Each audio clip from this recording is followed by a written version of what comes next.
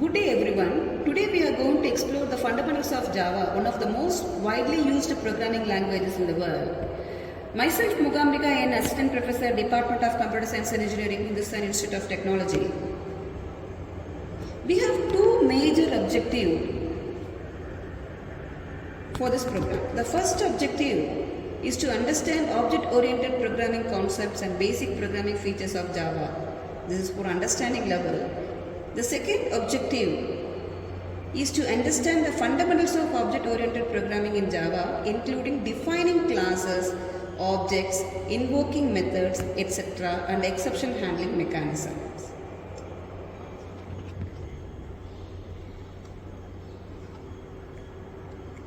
Our program is to design to achieve three significant course outcomes by its conclusion. These are the outcomes. First outcome is apply the concepts of classes and objects to solve the simple problem. Second objective is develop applications using various OOPS concepts.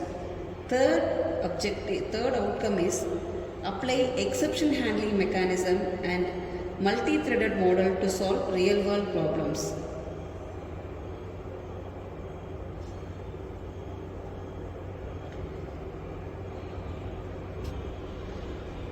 Now let's start by understanding how a basic Java program looks, or who has developed the Java everything. Java has been around since 1995 and was developed by James Gosling at Sun Microsystem. What really interesting about Java is its platform independence, and this is what write once, run anywhere. VORA, write once, run anywhere. So, in any machine, in Java virtual machine, on any machine, we can write and program once and we can run anywhere.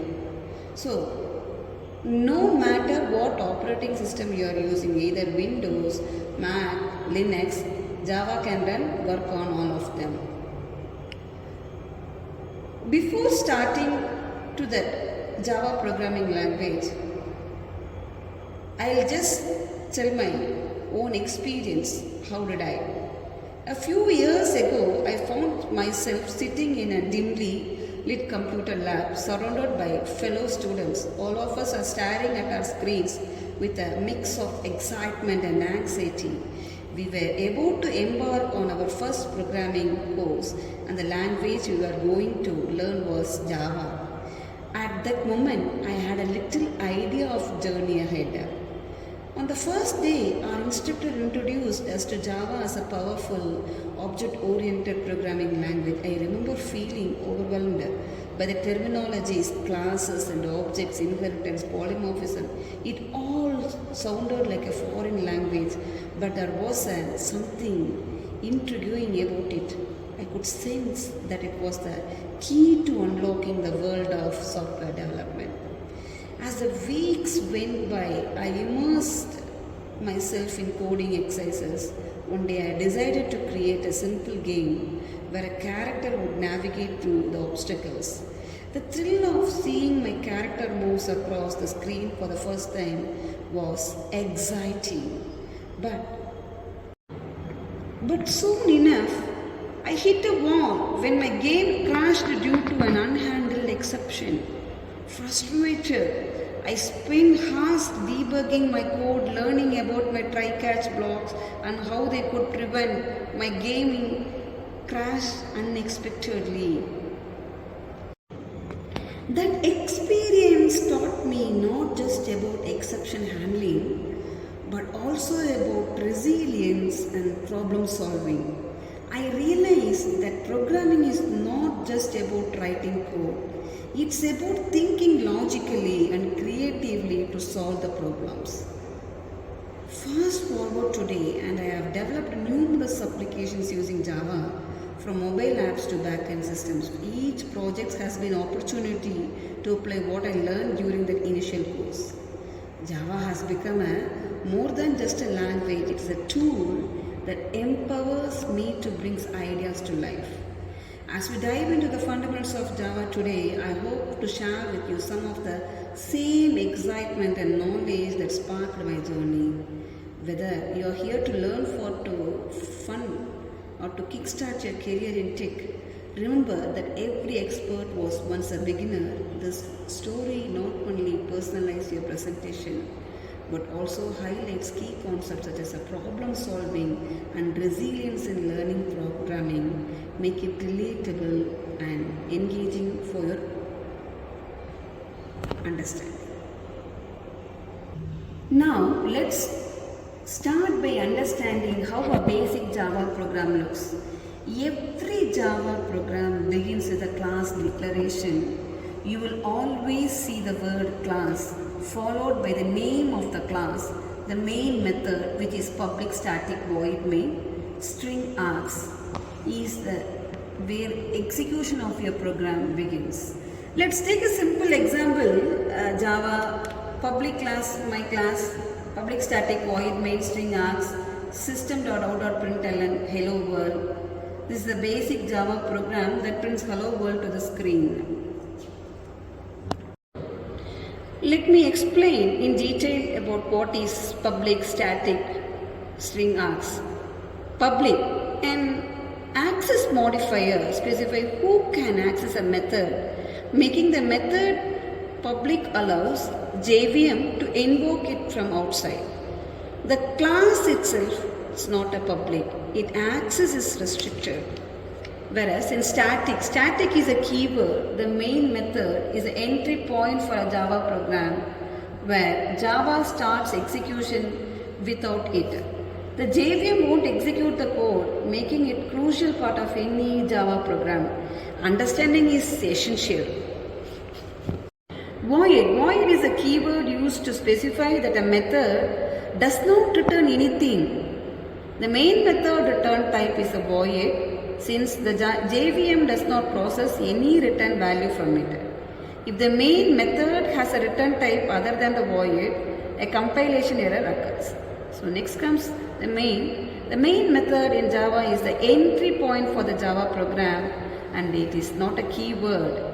Renaming it will result in an error since the JVM specifically looks for main to start the execution. String args, it stores Java command line arguments and is an array of type java.lang.string class. Here the name of the string array is args, but it is not fixed and the user can use any name in place of it. Key features of Java. The primary objective of a Java programming language creation was to make a Java portable, simple, secure programming languages. Apart from this, Java is an object-oriented. Object-oriented means organized around objects for easy code reuse. Then it's platform independence. Write once, run anywhere via JVM. JVM is Java Virtual Machine. Robust and secure. It's exception handling and built-in security features are the secure and robust. Multi-threading supports concurrent execution of a task. Whereas extensive API for networking data structures etc. are used for rich standard library. Apart from this, high performance, distributed, dynamic, simple, secure, everything is a features of Java. High performance JIT. JIT compilation boost speeds just in time. JIT means just in time compilation boost speeds. Distributed supports distributed computing. Dynamic where it can link new classes at runtime. Why it is said to be in simple? It is easy to learn syntax and it is similar to C, C++.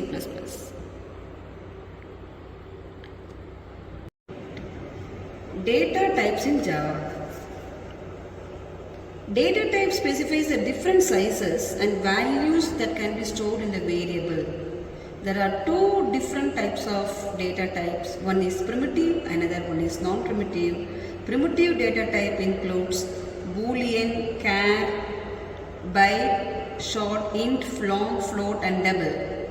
Whereas non-primitive data type includes classes, interface, arrays, string, etc. Java primitive data type are the building blocks of data manipulation. Most of the data types are available in Java language, whereas it is a statically typed programming language. It means all variables must be declared before its use. That is why we need to declare variable type and name.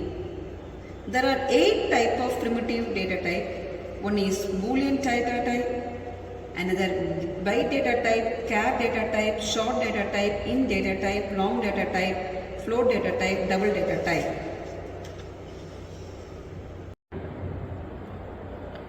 Inbuilt primitive data types, here the description of the integer has a common operator plus minus star slash modus, where the sample literal value is 99, 12, 2147, 843, 86, double, whereas it is floating point number plus minus star slash, whereas the sample literal value 3.14, 2.5, 6.022, Boolean values ampersand logically are not true or false as a simple sample literal value, where characters A1s are the characters, string is a sequence of character plus AB, hello.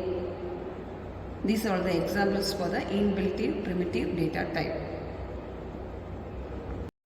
Now, one of the most important aspects of programming is the control structures.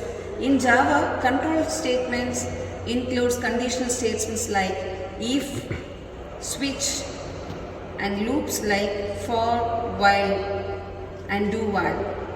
These helps you to control the flow of execution in our program. For example, you can use if statement to run certain code only if a condition is true. Here I have given, for example, for int I is equals to 0, I less than 5, I plus plus. Here system.out.println I.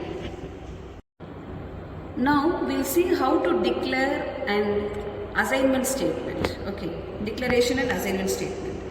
Int a comma b. B is a variable name which holds the integer value 1, 2, 3, 4 as an A and B 99. And if you are assigning B is equals to 99, then that comes under the assignment statement. Next we will see control statement if else. If Boolean expression x is greater than y, where x is greater than is an x greater than y is a Boolean expression. Here comes the sequence of statement. If it is true, int t is equals to x is equals to y is equals to t. Here comes the anatomy of an while loop, where int power is equals to 1. Here initialization of a separate statement is there, whereas the while loop continuation is there, while power less than or is equals to n by 2. This is the loop continuation condition, where less than or is equals to. If the condition is true, then the braces optionals are invoked. Braces are optional. Here when body is a single statement, power is equals to 2 star power. Next comes the anatomy for a for loop. For int power is equals to 1, for int I is equals to 0, I less than or is equals to n, I plus plus. Here, for is a keyword, int initialization is happening, I is equals to 0, where the loop condition is I less than or is equals to n, I plus plus is an increment by 1. After that, loop continues, system.out.println I plus power is equals to 2 star power. This is then anatomy of a for loop. After understanding the control flow, we move on to the heart of the Java, object-oriented programming concepts, or OOPs. Java is an object-oriented language, meaning everything in Java revolves around objects and classes. The pillar of our OOPs are inheritance, polymorphism, encapsulation, abstractions. These are all the pillar of an OOPs concept. Now, classes and objects. Class. Collection of object is called class. It is a logical entity. A class can also be defined as a blueprint for which you can create an object or an individual object. Or class does not consume any space.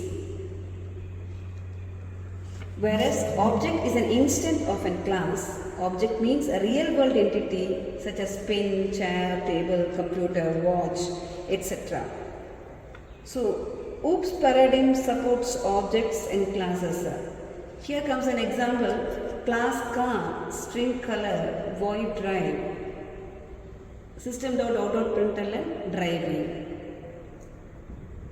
Next comes the abstraction, hiding complex implementation details or showing any essential features that supports the abstraction. Abstracting the properties of a base class. For example, here abstract class animal, abstract void sound, class dog extends animal where it sounds barks. So we are creating a program called class dog extends animal, void sound, system.out.println bark. Encapsulation means the wrapping up of data and functions together into a single unit is said to be an encapsulation. The restriction access to certain components of an object. Here comes an example, class account where private double balance. Here public void deposit, you are going to have the amount as a double, balance is equals to amount. Here it has been wrapped. So the amount is wrapped as a balance. Inheritance allows one class to inherit properties from another, which is useful for code reusability. Here the mechanism where one class acquires property for another class. Here the example is class vehicle, void start, system.out.println vehicle starter. Same way the bike class bike extends vehicle. Next comes the polymorphism. Poly means many, morphism means form, so many forms. Here the ability to present the same interface for the different data types. Here two types of polymorphism. Method overloading is a compile time and method overriding is a runtime polymorphism is there. Polymorphism let us perform the same action in a different ways. For example, here class shape, void draw, the class circle extends shape. What are you going to draw is circle. So void draw, system of println drawing circle. Speaking of essential details, Java allows exception handling. Java provides a robust mechanism for handling errors or exceptions that may occur during the execution of a program. Here we can use try, catch and finally blocks. You can ensure that even if something goes wrong, your program does not crash unexpectedly. For example, here we are using try int results is equals to 10 bar 0, a catch arithmetic exception, e system.out.println cannot divided by 0. So this is the exception. We can have it as a cannot divided by 0. Java collection framework is another important part of language. It provides various data structures like array list, hash set, hash map, which helps you to store and manipulate group of objects efficiently. Here comes the example, array list string list is equals to new array list, where in the list we can add apple, banana, we can add into the list. Lastly, let's touch upon multi-threading. Multi-threading allows you to perform multiple tasks simultaneously, making your program more efficient. Java make it easy to create and manage threads. Before we wrap up, let me briefly mention some cool features introduced in Java 8, such as lambda expression, which provides a shorter way to write an anonymous function. These three API which also introduced to help process collection of objects in a functional programming style. And the optional class was added to help avoid the infamous null pointer exceptions.